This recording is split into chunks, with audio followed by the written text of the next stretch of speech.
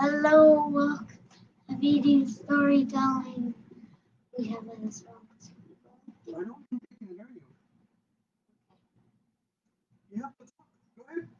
Hello, welcome to Heavy D Storytelling. How are you doing today? Today we are going to be changing it up a bit. No joke of the day. No joke of the day with my brother here. No synopsis. And we're going to be reading the Bible with my dad. But here's the catch.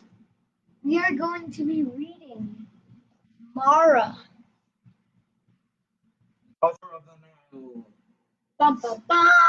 So I hope you like ancient Egypt. Hey, we already have 2 people on. Hey, who's there? We're excited to see you today. So I dressed up. I hope you like my bow tie. Mom said, yeah, bow ties are cool.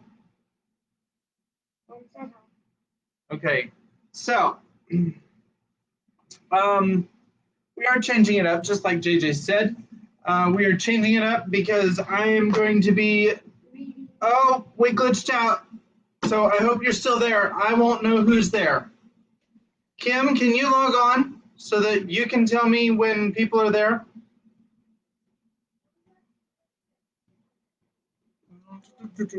Did you make comments?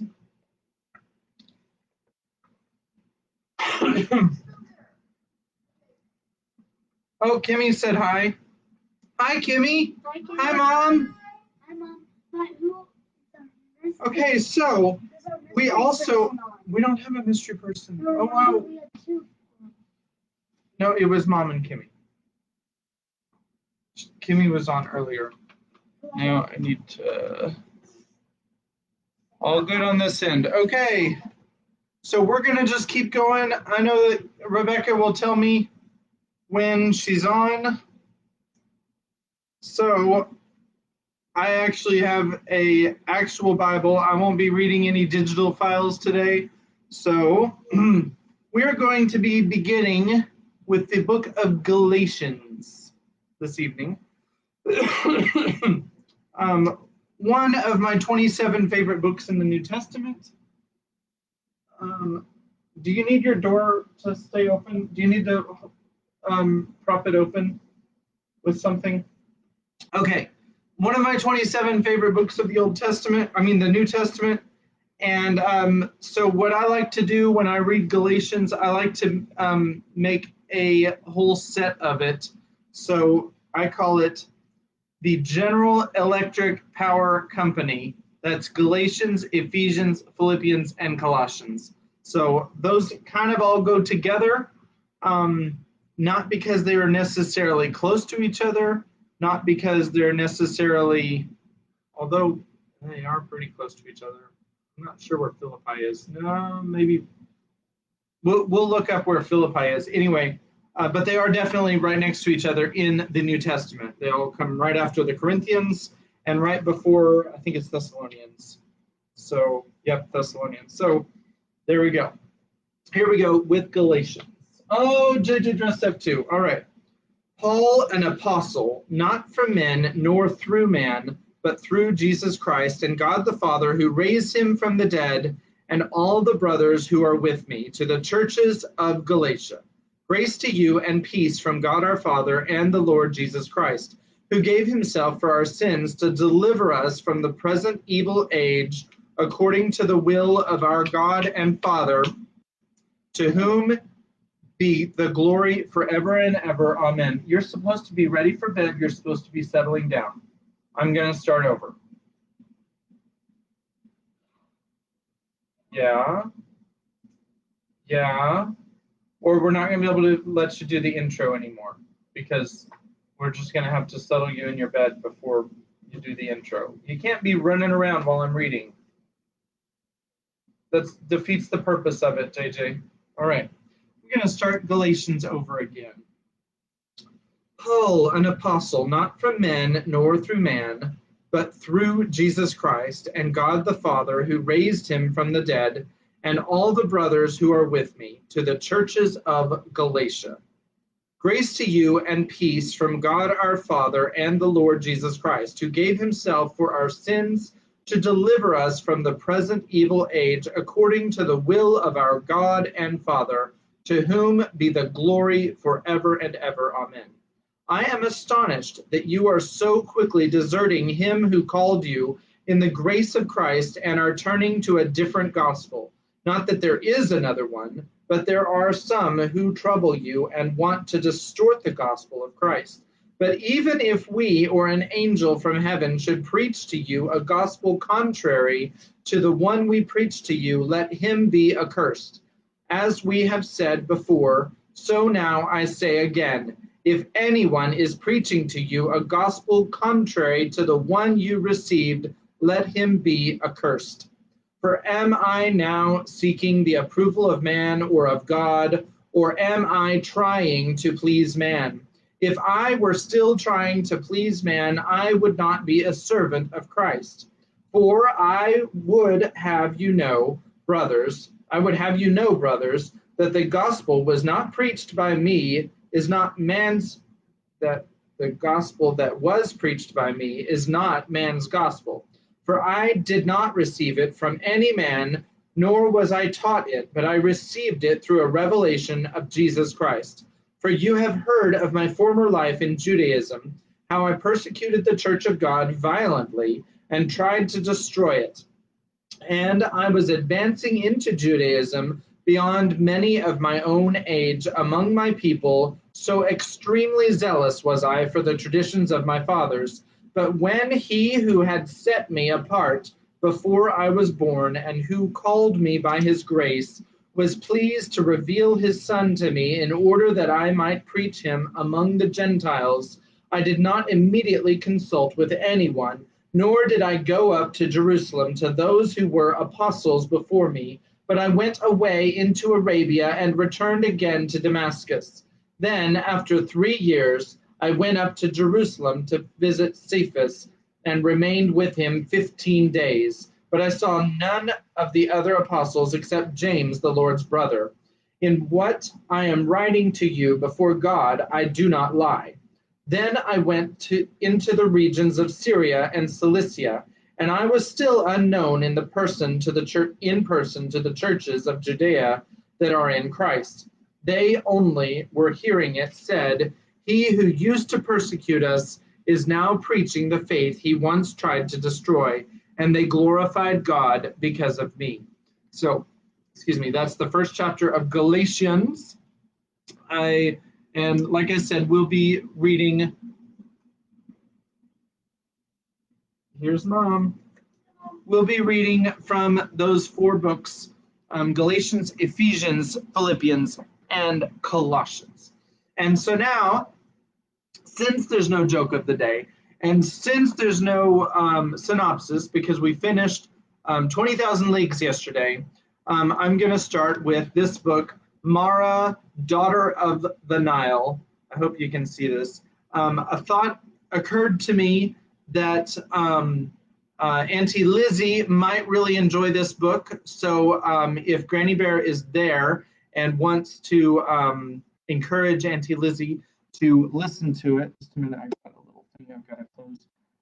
Then that might be. Hi, Becca. You missed the first chapter of Galatians. Thanks for saying hi.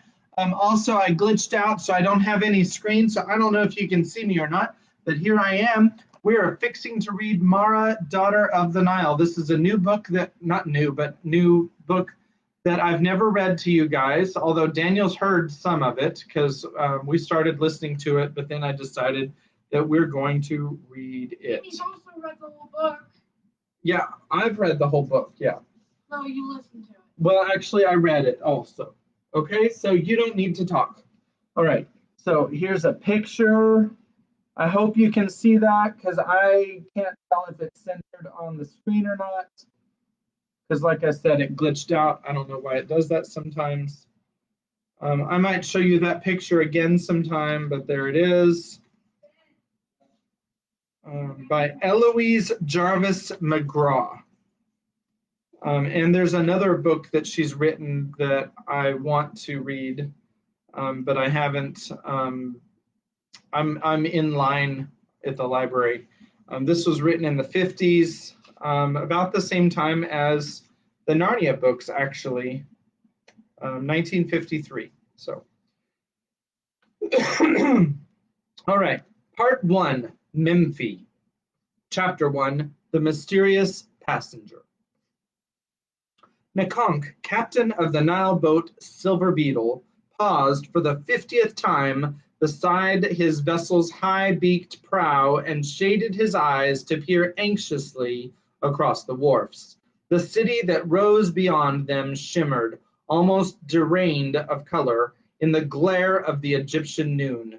Doorways were blue-black in the white buildings, alleys were plunged in shadow, the gay colors of the sails and hulls that crowded the harbor seemed faded and indistinct, and even the green of the Nile was overlaid by a blinding surface glitter. Only the sky was vivid, curving in a high blue arch over ancient MEMFE. The wharf itself seethed with activity. Sweating porters hurried in and out among groups of merchants, haggling over stacks of cargo yet to be loaded. Sailors, both foreign and Egyptian, swarmed everywhere, talking in a babel of tongues. A donkey driver, pushed through a cluster of pale-faced Libyans, shouted at his laden beasts. Three Mitanni traders in the fringed garments of Babel laid wagers on a dogfight at one end of the wharf, while a ring of yellow urchins surrounding a cage of monkeys at the other. Over all rose the rank smell of the river, an odor compounded of fish, mud, water-soaked rope, pitch, and crocodiles. But nowhere in that tangle was the one tall figure for which the captain searched. Nakonk chewed his lip and drummed upon the gunwale with his big blunt fingers. An hour ago he had been uneasy. Now he was so tense that when his helmsman strolled across the deck and touched his elbow, he leapt as if he had been burned. "By Set and all the devils!" he roared, whirling about savagely. "Fool! Coming upon me from behind like that! What do you want?" The helmsman took a hasty step back. "The cargo," he mumbled. "Everything is stowed, master. We're ready to sail." "Well, we await orders." "Then await them." The helmsman laid his right hand on his left shoulder in the attitude of submission and escaped, casting puzzled glances backward as he did so. Nakonk sighed explosively and mopped the sweat off his upper lip with a hairy wrist. He was a burly man with a fierce jaw contradicted by mild brown eyes, and just now he looked and felt a good deal older than his 40 years. For a moment he leaned warily against the gunwale, staring upriver, where the luxurious barge of some noble moved over the sparkling water like a gigantic water bug, 12 oars on each side, dipping rhythmically. Then he straightened, shoved his square-cut black wig askew in order to scratch under it, and adjusted it again with an irritable slap. Automatically his eye checked the Silver Beetle, moving about her trim, scrubbed confines from the two great sweeps at the stern to the tall masts with their horizontally furled sails, past the tiny cabin to the bales of wool and hides stacked on the deck, the oarsmen lounging at their posts. Yes, all was ready to sail so far as cargo and crew were concerned, but the passenger, the puzzling, unpredictable, pretentious passenger whose very charm set alarm bells ringing loudly in Nakonk's mind, what of him? Nakonk swore under his breath, wishing fervently that the cargo and crew were all he had to worry about, wishing he knew either more or less. It was dangerous to have brains these days in the land of Kempt. He took a restless turn about the deck, his joined hands flapping impatiently at his back, and reviewed once more his brief acquaintance with the missing passenger. It was an acquaintance only 10 days old. He had seen the young man for the first time the morning he set sail from Thebes on the trip to MEMFE. Since the youth, Sheftu, he had said his name was, Sheftu, had paid his passage promptly, there seemed no reason to give him a second thought. He was pleasant, but unobtrusive, tall, somewhere around 20 years old, with an attractively homely face and a common white shenty and headcloth like 1,000 others. Except for a certain odd, lazy grace in the way he moved, the captain found nothing unusual about him. That was at first. Later, during the long, sun-drenched days of the Beetle's journey down the river, Nakonk had good reason to study his passenger more attentively. Only then did he become aware of other details. For instance, the areas of slightly paler skin on Sheftu's upper arms, which indicated that he habitually wore bracelets, though his sole ornament now was a curious amulet on his left wrist. Also, the absent brooding expression which sat so often and so oddly on his young face, and the suave charm which covered this instantly if he knew he was being watched. The charm itself was a little odd, once you thought of it, since when did a scribe's apprentice, for so Sheftu had described himself, possess the smooth and subtle manners of a courtier? The captain grew surer and surer that his passenger was no ordinary nobody. Breeding was written in every line of his long, well-muscled body, and his voice had the careless authority of one accustomed to being obeyed. However, Nakonk might have noticed none of this had it not been for a conversation which suddenly focused his attention on the young man. It took place early one morning about 5 days out of Thebes. The Silver Beetle was sailing past an ancient temple surrounded by scaffolding and piles of stone around which workmen swarmed busily. Nakonk, standing alone at the door of his cabin, scowled across the river and shook his head. "Aye, there it is again," he muttered sourly to himself. "What do you mean, Captain?" Nakonk jumped. He had not heard his passenger come up beside him. "Why, the rebuilding of the old temple yonder," he answered, pointing. "If I've seen that sight once, I've seen it 40 times in the past few years. Our good Queen Hatshepsut evidently thinks gold grows on papyrus stalks. Does she mean to restore every ancient building up and down the Nile?" Nakonk grunted as scaffolds and workmen slipped upstream past the Beetle's stern sweeps. "It's not only the ruins. Amen himself knows what her new temple at Thebes is costing poor folk like me in sweat and taxes."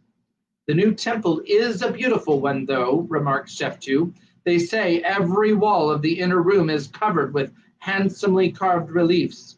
"Reliefs depicting Her Majesty's sacred birth, no doubt," injured the captain sardonically. "Of course. What better subject could there be? Hatshepsut was fathered by the sun himself, nursed by goddesses, and named Pharaoh in her cradle." "Aye, so she claims, snorted Nakonk incautiously. "As for me, I would rather see a man on the throne of Egypt. That young Thutmose, her half-brother, when is he to grow up? For 15 years now she's been acting as his regent, spending gold and silver like water, sending ships, mine among them, to the edge of the world for her own amusement, letting the empire foul its rudder for want of trained soldiers. And still the king does not come of age. Why? It's obvious, friend. He's not allowed to, nor will he ever be. Hatshepsut is Pharaoh, and Egypt must put up with it." "You do not admire the queen, Captain?" It was the very blandness of the voice that caused the alarm bells to clang suddenly in Nakonk's mind. He swung around and really looked at the passenger for the first time, noted the cleverness of the irregular dark face, the odd little smile hovering about the mouth, the dangerous alertness of the long black eyes. Nakonk went cold all over. What had he been saying? It was treason to speak against the queen, near treason even to mention the young king's name above a whisper, much less actually complain. Full of a sudden clear picture of himself impaled on the torturer's stake, in the midst of some desert, he sagged back against the cabin door. May the queen live forever, he exclaimed. May my tongue be clipped if it utters a word against Hatshepsut, the daughter of the sun. Pray rest easy, Captain. Sheftu's voice was like a purr. You but stated an opinion. You are somewhat indiscreet. There are those who might haul you off to the palace dungeons at once if they heard what I just heard. He gave Nikonk a moment to absorb that thought, then added casually, So, you would overthrow the queen? By the feather of truth, I said no such thing, gasped Nikonk. He darted an agonized glance up and down the deck, then strode to a deserted spot in the bows. Sheftu followed, his face amused. A wise precaution, he commented, arranging himself comfortably against the gunwale. They say the queen's spies are everywhere. No doubt, Nikonk was convinced he was talking to one at that moment. He wiped the sweat from his forehead and attempted to change the subject, but Sheftu overrode him. She has grounds for constant suspicions. There's a group of reckless fools in Thebes, no doubt you've heard of them, who have organized in secret to topple Hatshepsut off her throne and set young Thutmose there instead. I know nothing of them, nothing. Such movements have started before and have been squashed like beetles. They must be fools indeed who would try again. Perhaps, Sheftu shrugged expressively. He had lowered his voice, moving a little closer to Nikonk. But one must give them credit, Captain. They have courage, and they insist they are fighting for what all Egypt really wants. They say it's monstrous that a woman should wear the double crown and call herself not royal wife and consort, but king and pharaoh. They say the backs of the people are breaking under the taxes, and the children's ribs show plainer with every statue of herself she erects in the new temple, while Count Senmut, the architect, the favorite, the Lord High everything in Egypt, grows mysteriously richer each time a porch is built or a terrace is paved. Captain, they say, I but quote, you understand, they say that she grows so arrogant that the gods themselves will soon rise up to strike her down, and Egypt with her. Should we permit? Nikonk's brain was spinning. What was this young rogue up to? Talking like a spy one minute, a firebrand the next. But no, of course he was but quoting. Yet the captain found himself responding fiercely to the forbidden words. Aye, it was true, it was all true, and everyone knew it. Count Senmut had a finger in every pot in Egypt. And as for the queen, that usurper, beware, clanged the alarm bells. You're walking into a trap. Sheftu was still talking, soft, insistently. Should we permit these crimes, they ask? Can we risk the anger of the gods? Is not this woman a peril to all the Black Land? Nikonk grasped blindly at a safe question whose answer tradition had taught him. The first Thutmose, he who was Pharaoh in my youth, he lives with the gods now. He will protect Egypt from their anger. For Hatshepsut's sake, came the mocking whisper, for the sake of the daughter who snatched his throne without waiting for him to die? Captain, he disowned her himself. He chiseled her name off all his monuments. I not know for whose sake. I know nothing, snarled Nikonk. You'll not trick me into speaking treason. I tell you, Hatshepsut is Pharaoh. So be it. Maybe young Thutmose is not fit to rule. Aye, that's it. Only a weakling could be held down so long by a woman, like a rabbit in a snare. Sorry. There was no answer for a moment. When Sheftu spoke again, his voice was grim and quiet, without a trace of mockery. You are mistaken, Captain, he said. Thutmose is no rabbit. He is a lion, and the snare is not made that will hold a lion forever. Nikonk turned slowly. By the blessed sun, he exclaimed. Which camp are you in, young man? Who speaks treason now? Sheftu eased back against the gunwale, his face bland and expressionless. Why, no one, my friend, he murmured. We spoke only of snares and rabbits. Suddenly he smiled. It had an astonishing effect, that smile. It lighted up his dark, irregular features with a charm that seemed to warm the world. The nervous sweat dried on Nakank's brow, and his throat relaxed. He was even conscious of an obscure exhilaration, a sense of well-being. He found himself grinning genially. Aye, you're quite right, mate, he agreed. Snares and rabbits, nothing more. Sheftu bowed and took himself off to the other end of the ship, and there was no more conversation that day, but Nakank watched his passenger with feverish interest from that hour on. By the time the Silver Beetle docked at MEMFE, he was convinced that Sheftu was not, and never had been, a scribe's apprentice. In fact, he strongly suspected that the youth was one of those very fools, or heroes, who had secretly rallied about the king. Furthermore, he realized with a reckless sort of excitement that he too would be glad to offer his life to such a cause for the sake of this extraordinary young man, his fettered king, and the Egypt they both loved. Now, 2 days after docking, the new cargo was stowed and all was ready to sail, but still there was no sign of Sheftu. He had left the vessel as soon as it was tied up, having arranged to return with it to Thebes when the time came.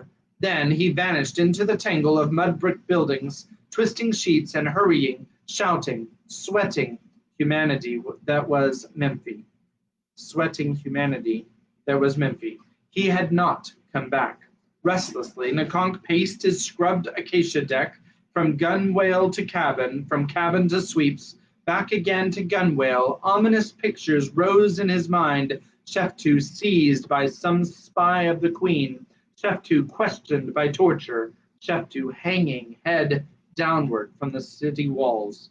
What a fool I am, thought Nakonk desperately. Why do I fret over the young rogue? For all I know, he's reporting me to the queen's men this instant. No, by Amun, when he spoke of the king, he spoke his heart. I'd stake my last copper on it. If I had told him, if I had offered myself and my ship to him and the king, then he would have let me know his plans, what to do if he did not come back. Aye, that I knew. I knew more, or else nothing at all. What a fool I am. Why doesn't he come? Eastward from the wharfs in another part of the city, a young slave girl of about 17 years sat in a sunny corner between her master's storerooms and his garden wall. She was bending over a papyrus roll held carefully in her lap, and her lips moved as she read.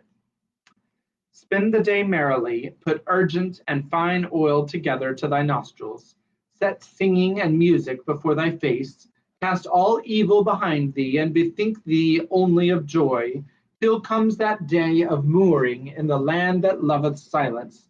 Spend the day merrily. Mara! The harsh voice shattered the quiet of the garden. The girl snatched up the papyrus and stuffed it into her sash, half turning away from the grim-faced woman who had appeared in the storeroom door. So, there you are, Miss Blue-Eyed Good-for-Nothing, the woman said angrily, idling away your time while the rest of us work like slaves we are. Up with you. Up with you. The master's shanties must be starched completed. I wish they clothed his corpse, muttered Mara, flashing a venomous look over her shoulder. Aye, so wish we all, retorted the other. But Zasha's far from in his tomb, and his stick's lovelier than he is, as you know, if he comes home from his jewel trading and finds you skulking here. Come now, up with you. I come, go away, Tita. Nay, I'll not go until I see you on your feet, and starting for the pressing rooms. Move now. Tita leaned farther out the door, and peered suspiciously over Mara's shoulder.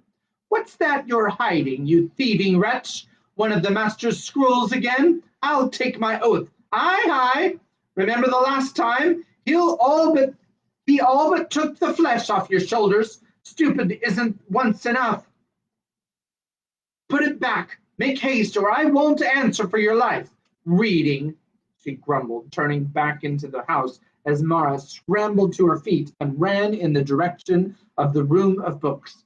Idle as the mistress herself, when there's ironing to be done, and a thrashing is all she'll get for her high and mighty airs. May the keft things take that Zasha and all his kin, fumed Mara as she ran up the red graveled path. Better not to live at all than to live like this. I swear the dogs the marketplace have a better life. The dogs in the marketplace have a better life. She pulled open the heavy door and slipped across the cool clay pavement of the room of books to shove the papyrus to its place among the others on the shelves. For a moment she stood, letting her envious gaze rest on one neat roll after another. The Proverbs of Ptahhotep, the prophecies of Neferu, the Book of Surgery, the Eloquent Peasant, Bafra's Tale, forbidden treasure houses of wisdom and poetry, an ancient fable which it was a crime for her to touch. Yet Zasha could read no more of them than his vain and empty-headed lady, who spent most of her time before a mirror. He could write no more than his name, but must call in a scribe on every occasion. Mara's lip curled. The beast! Slave though she was, she could both read and write, thanks to a former master, and she spoke Babylonian as well as her own tongue. But what good did it do her? Zasha was rich, and that was what counted. He was rich, and he was free. She turned to look wistfully about the room, and as she did so, the old memory returned to haunt her. It was all so long ago and vague now that she never knew whether it was real or imagined. But somehow, somewhere, maybe only in a dream, she had known a room like this only finer, high-ceilinged and luxurious, with rich furnishings and shelves of scrolls. There were times when her conviction was strong that she had once lived a different life. Sometimes, very seldom now that she had grown older, there had even come the fleeting vision of a face, a beautiful smiling face with blue eyes like her own, and the dim recollection of someone bending over her and laughing. A dismal rumbling from her stomach brought her back to the present. Someone will be bending over me with a stick soon, she thought. I had best be gone from here. Her stomach protested its emptiness once again, making her feel light-headed and dizzy as she hurried out of the room and across the garden. She clenched her teeth and pulled her sash tighter. One thing she could never remember was a time when she had not been hungry. Well, Tita, the scroll is returned, she remarked as she entered the storeroom. Where are the precious shenties of that swineherd, that son of wretched Cush, beloved of crocodiles? Asked! Behold them in their usual place, rasped Tita, pointing. That tongue of yours will flap once too often, reckless one. Be silent and useful for once. Tita turned back to her task of sealing wine jars, and the earthy smell of the clay she was using mingled with that of the hot starch as the two worked for a while in silence.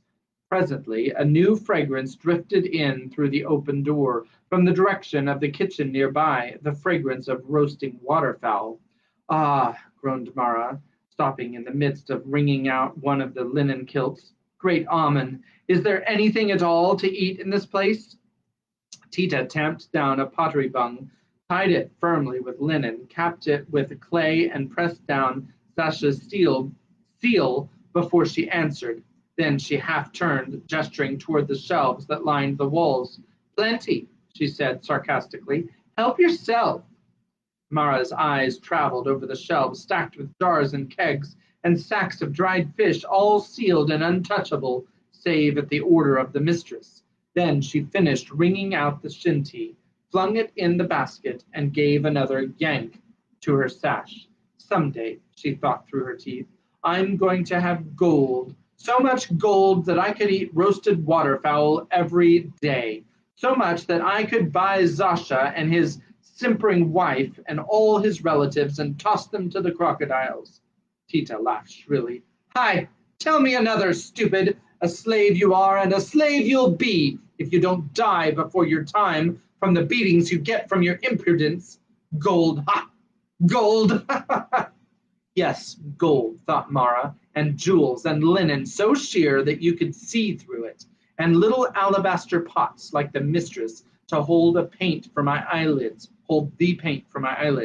and freedom. Freedom! A slave I'll not be all my life. Someday there'll be a chance, and though it cost my neck, I'll take it, snatch it. She hurled the last kilt into the basket and swung the basket to her head. Farewell, Tita, she muttered, starting for the pressing rooms. Take care you don't faint of emptiness where the mistress can see you. It might offend her. Gold, retorted Tita, still chuckling under her breath. Hi, gold! Mara slammed the door behind her. She crossed the courtyard to the pressing rooms with a smooth, swinging stride made second nature to those who habitually carry burdens on the head. Setting the basket on a stool beside the narrow table, she went to poke up the fire that was to heat the irons. Spend the day merrily, echoed the song of the harper ironically in her mind. Bethink thee only of joy till it comes that day of mooring in the land that loveth silence. Lo, none that hath gone may come again. Aye, and who knew when that day of mooring would be upon one, swift and final? Here were the hateful fluting irons and steaming shanties of that son of crocodiles, Zasha. Outside, the air was soft, the sky blue as the eye of heaven. Suddenly, Mara flung the poker into the fire with all her strength. She whirled out of the room and across the red graveled path to a dom palm that grew beside the garden wall. Up she scrambled like a squirrel, her bare toes clinging to the rough bark. At the top of the wall, she glanced once over her shoulder toward the closed storeroom door, then leaped down on the other side. Freedom, brief and costly though it might be, was hers for a little while. She was laughing aloud as she plunged into the nearest alleyway and through the next street, in the direction of the marketplace. Chapter 2 is called The Sale of a Slave.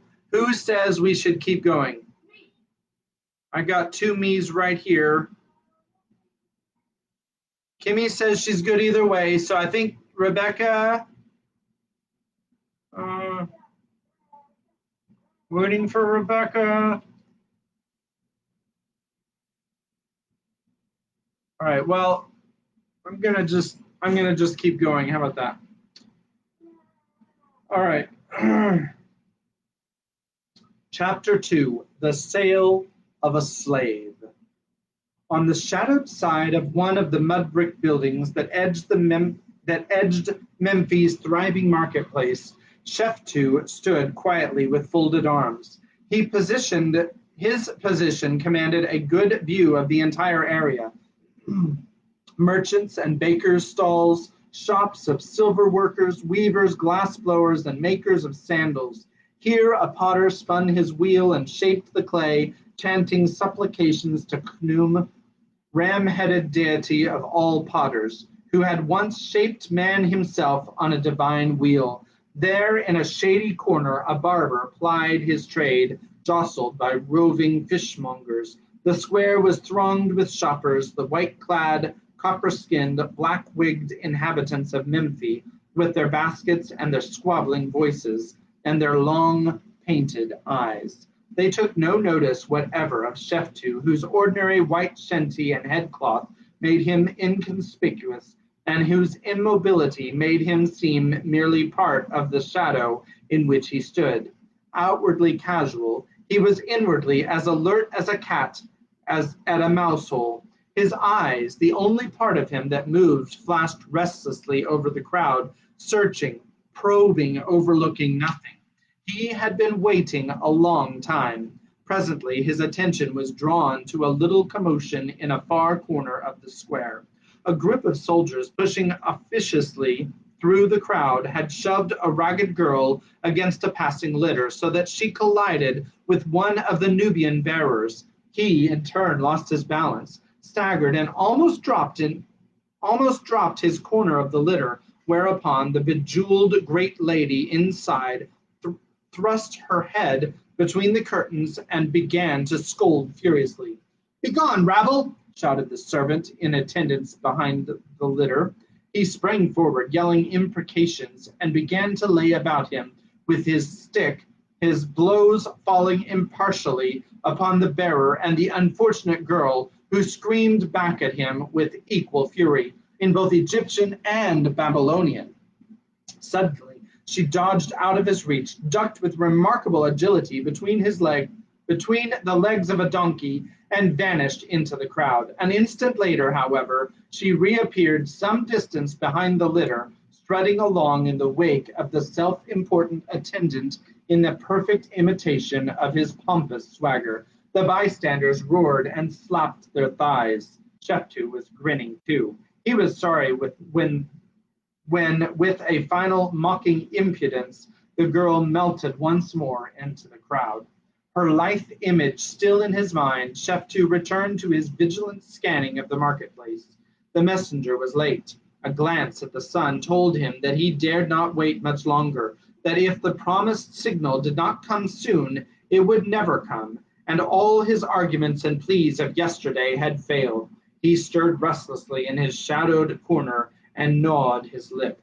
Suddenly, he caught sight of the girl again. This time she was quite near him, strolling with apparent aimlessness among the stalls. She stopped to watch a potter at work, and Sheftu studied her curiously, unable to fit her into any of the usual categories. Her face was mobile, alert and vivid, broad across the cheekbones, smudged with dirt, a Garmin's face, but it was set with eyes as blue as the noon sky, a rare sight in Egypt. She was far too ragged to be the daughter of even the poorest merchant, yet she must have some education, for she had spoken Babylonian, and her slim, wild grace had nothing whatever in common with the stunted brutishness of serfs or porters.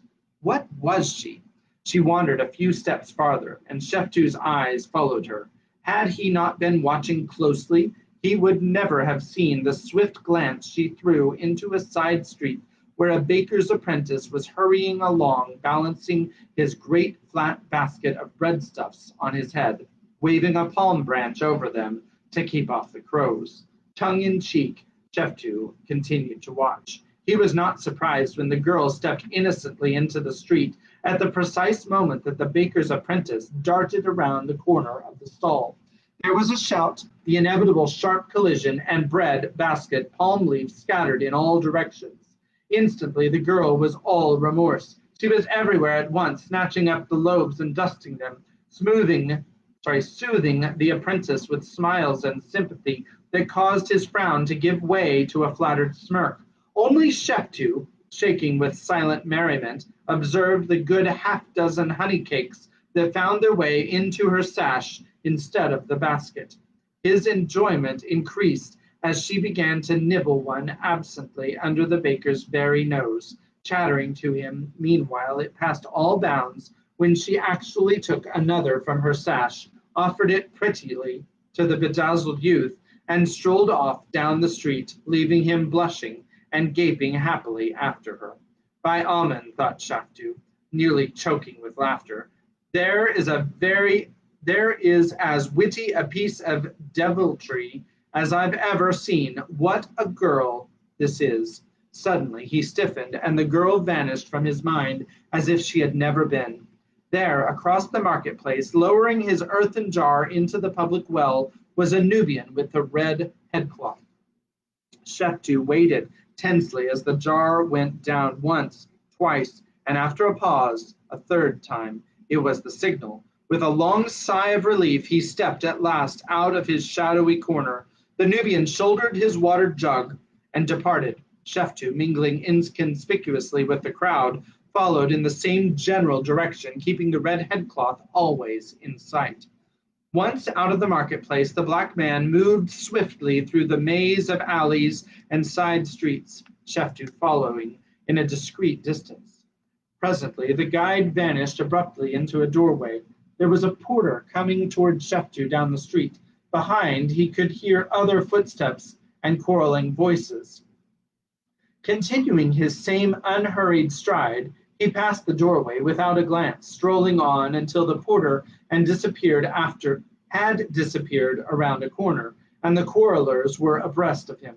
He glanced at them casually as they passed, and was surprised to see the same girl whose antics had amused him in the square. She was being dragged along roughly by a scowling man with a cruel face, who wore gold armbands and appeared to be a person of some consequence. It was he who was doing most of the talking.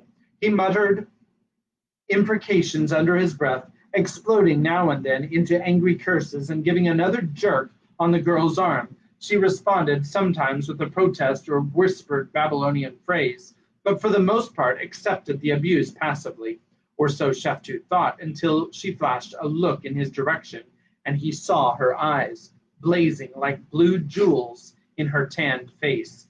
There was no submission there, and not a trace of fear, only fury. But Sheftu realized with a sudden shock that she was a slave. She must be. Otherwise, angry as she would openly rebel against this man, who was evidently her master. Now the contradictions in her appearance were no longer baffling. Probably she had been well born, stolen as a child from her family, sold and resold until there was no one left who could possibly know who she had once been. As the two disappeared into a side street, Sheftu turned back toward the doorway, feeling spiritless and depressed. It was a crass and ugly world where such a girl could be kept a slave. So occupied was he with this notion that only habit caused him to conceal his face from the other figure who appeared at that moment on the street, a man swathed to the ears in a woolen cloak, though it was warm noonday. This man strode along in the direction the girl and her master had taken, and like them turned the corner. It was destiny that passed, but Sheftu could not know that. He knew only that the street was now empty, and he walked swiftly toward the doorway through which the Nubian had disappeared. 2 streets away, the girl and her master were nearing home. Goat, barbarian, swineherd, raged Mara under her breath in Babylonian. She far preferred to rage in Egyptian, since its heavy gutturals lent themselves perfectly to invective, but she was too wise to indulge her preference at the moment. With her arm in her master's harsh grasp, and his other hand reaching for his stick, she confined herself to a tongue he did not know. Even so, it was satisfying, since she knew it infuriated Zasha to be reminded that his slave was better educated than himself. Son of 3 pigs, know nothing, she spat at him. Cease that babble, he roared. They had reached the front courtyard of his house, and he gave her a fling that sent her staggering across the paving to land painfully upon the broad stone steps. Crocodile, she added. Stop it, I say. Zasha had his stick out of his belt now. Hi, unhappy day that I bought you, miserable one. Sister of the serpent you are, always sneaking away from your work to go mischief-making in the square. What have you stolen today? Well, what? Bread, Mara answered him. Feed your slaves like humans instead of dogs, and they'll not steal. Silence, bellowed Zasha. He strode across the courtyard, and the stick whistled across her bare shoulders. Hold that tongue of yours, girl, or I'll have it out. Now, what else? Bread, and what else? Not else. The stick whistled again. The truth, Zasha demanded. It is the truth. I took only a loaf or 2 from the fat baker, who had more than he needed. Ah, you lie! Zasha raised the stick again, and she decided to cringe, knowing that as long as she defied him, he would continue to beat her. When she shrank against the column, he grinned. What do you fear me then? What? Do you fear me then? Mara said nothing. Immediately, the stick came down with savage force. Ha! You shall fear me, though I wear my arm out teaching you. All at once he drew back, gulping. Turn away your eyes, you keft maiden. Look away, I say. His free hand groped for the amulet he wore at his throat, and a mocking smile deepened the corners of Mara's mouth. She knew what the amulet was, the ozate, a little enameled model of the sacred eye of Horus. She had got it from a magician, or he had got it from a magician soon after he had bought her from her former master. Sasha was afraid of her blue eyes. What? Do you fear me? She could not help taunting. She leaned forward, fastened her eyes upon him, and widened them deliberately. When he stumbled back another pace, she laughed aloud. Then he was upon her again, his blows falling as fast as his curses, his voice shaking with rage, while she wrapped her arms about her head and endured the punishment. Both were too absorbed to notice the stranger, still wrapped from head to toe in his woolen cloak, who had that moment entered the courtyard. He stopped just inside the gate, watched the scene impassively a moment, then strode forward and dropped a heavy hand upon Zasha's shoulder, whirling him halfway around. "Let be," he ordered. "Put away your stick." Zasha gasped and blinked. "By Amen," he puffed. "Who are you to walk into my own courtyard and tell me, 'Be quiet, fool. I'm buying this slave of you. How much do you want?'" The jewel trader gaped. Then he straightened, massaging his hands craftily. "She is valuable property," he grunted. "I've said naught about selling. What makes you think I'd part with a girl like this? Look at her, young, strong, quick as a cat. She's no common drudge, but can read and write, and she speaks Babylonian as well as our own tongue. Moreover, she eats little and is docile and a... Stand up, you!" he hissed angrily at Mara. "Smile!" Mara stayed where she was, merely regarding him scornfully. The stranger's laugh was brief and not altogether amused. "Yes, I see how docile she is. Come, cease this chatter, fellow. Name your price, or you'll have to take what you get." "Not so fast," retorted Zasha. "Who are you? I'll not sell until I know with whom I'm doing business. I'll not sell at all unless I get my price." The stranger growled impatiently, brushed past the bristling jewel merchant, and leaned down, seizing Mara's wrist and pulling her to her feet. "You'll sell right enough. I'm here to buy a clever slave, and this is the one I want. Name your price, or I'll simply take her." "In whose name?" shouted Zasha. "In the Queen's name." The stranger reached inside his cloak and brought out a purse, which he flung contemptuously at Zasha's feet. Then he led Mara out of the courtyard without another word, leaving the merchant white-faced and staring behind him.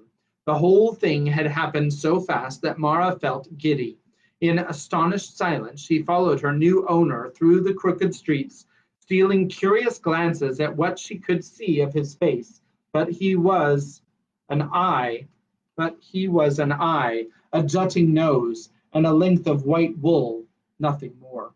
She shrugged and gave it up. No doubt he would show himself in time. Meanwhile, she felt a glorious lightness grow within her at the thought. Meanwhile, she was rid of Zasha. Of all the masters she had had, he was the worst. Perhaps this new one would feed her. Her hand went to her sash, where a few of the honey cakes were still tucked away safe.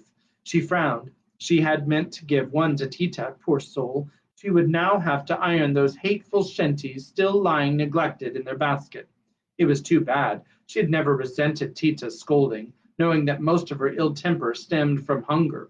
No matter, Mara thought, and her face cleared. Tita is gone from your life, as others have come and gone, and their fate is no concern of yours. Look after yourself, my girl. Nobody else will.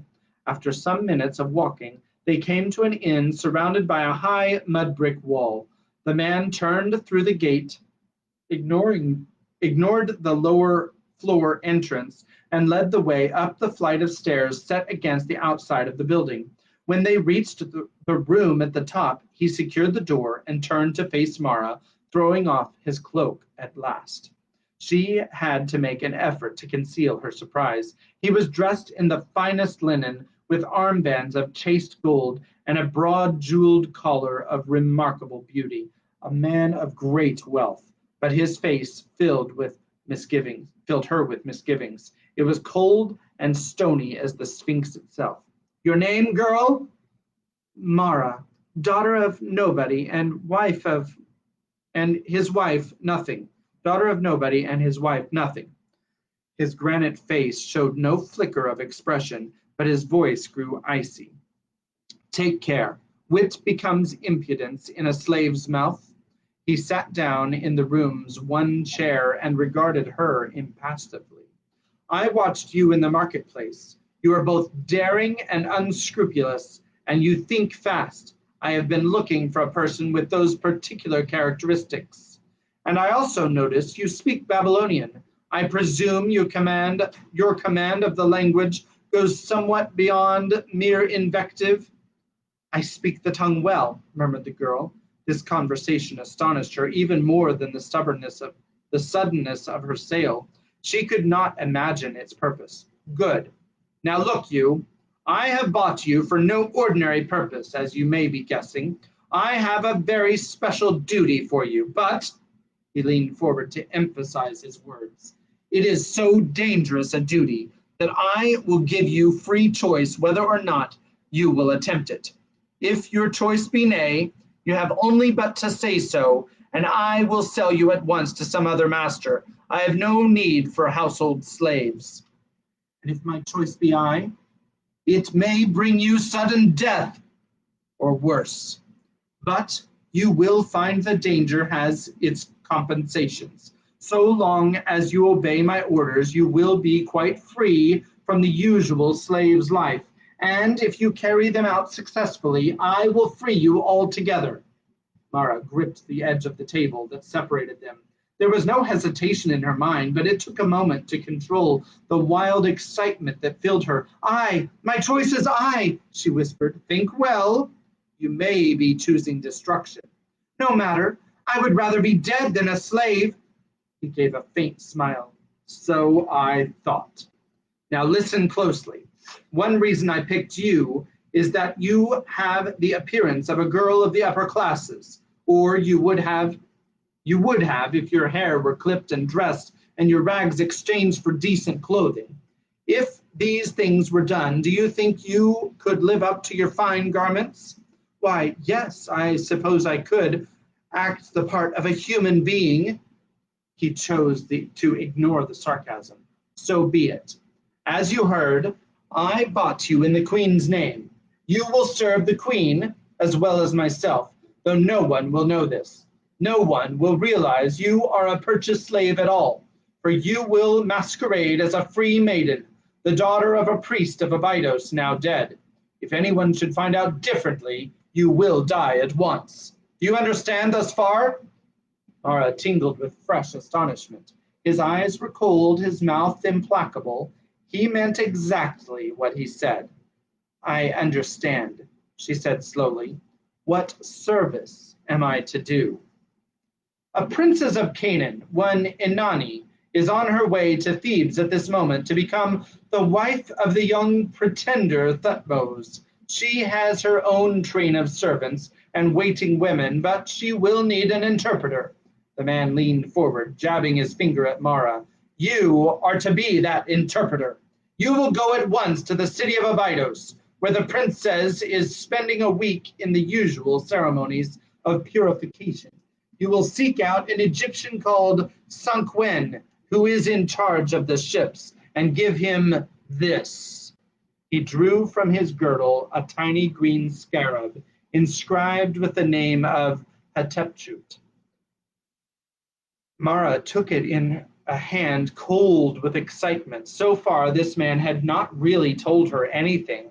What was behind all these strange instructions? The clothes, the hair, she murmured. Sanquen will arrange all that for you, returned the master, gesturing impatiently. When you leave Abydos, attached as interpreter to Inanni's train, you will be suitably adorned and entirely above suspicion of any kind. Now, he paused, fixing her with narrowed eyes, and Mara stiffened. Once in Thebes, the man went on softly, you will accompany the princess to her quarters in the palace and remain there for an indefinite period. You will be present at all her interviews with the king, naturally, since she does not speak a word of our language, and he will not deign to speak hers. Keep your ears open. Listen to whatever goes on between the king and those who surround him, his servants, his scribes, his musicians. I want to know which of these people carries his orders to others outside the palace walls. Somehow he is sending and receiving messages. I want to know how. Mara stared at him, breathing hard. In short, I am to be a spy. Exactly. If you're as clever as I think you are, you should have no trouble obtaining this information. If you succeed, you will not be dissatisfied with your reward. But if you fail, whether by accident or design, he did not finish the sentence. He did not need to. He was smiling in a way that sent a little trickle of fear down Mara's spine. She took a deep breath. How am I to report to you? Leave that to me. Is it permitted to know your name? It is not. The less you know, the less you will be tempted to let your wits run away with you. The man stood up, taking a heavy gold chain from his neck. Take this. It will pay for your passage to Abydos. Get on the next boat that leaves. Again, the thin smile. Remember, I am no stupid baker's apprentice. Should the chain and you disappear somehow between here and the wharves, it would be regrettable. Do we understand each other? Perfectly, said Mara. Then go. Enjoy your freedom and your fine clothes and your acquaintance with royalty while you can. It may not last that long. He leaned back, gesturing to the door, and Mara realized that she was dismissed. She was free, free to walk out that door, make her way unchallenged to the wharf, and set sail for Abydos, Thebes, adventure. No more rags, no more beatings or loaf snatching, no more hunger. Instead, there would be luxury and royal intrigue and excitement. And once she was in the palace, whatever this man's threats might be, there would be endless opportunities for a girl who knew how to use her wits. The future opened up before her in a vista radiant with possibilities, each more entrancing than the last. Without knowing it, she laughed aloud for joy. The man's dry voice rasped suddenly across her daydreams. Be careful, Mara. You are still a slave. She shrugged and grinned. I'll try to remember. I will be there to remind you, he remarked acidly. He jerked his head toward the door, and this time she went, without even looking back. Chapter 3, we'll read tomorrow, is called The Warhawk. And the first word is when. So I hope you're enjoying the story, Mara, daughter of the Nile. I hope you like it. Please leave a comment and tell me whether or not you think what you think Mara is going to do in the upcoming chapters throughout the book, and how you think that how you think it's going to turn out, what's going to happen. So if you have any ideas, please put those in the comments so that we can, we can decide how it goes. I hope that you're enjoying the story, just like I said, and I'm looking forward to seeing you again tomorrow when we get to read more about Mara. I didn't actually plan for that. We'll be here tomorrow to read Mara, daughter of the Nile, and God bless you and have a good night.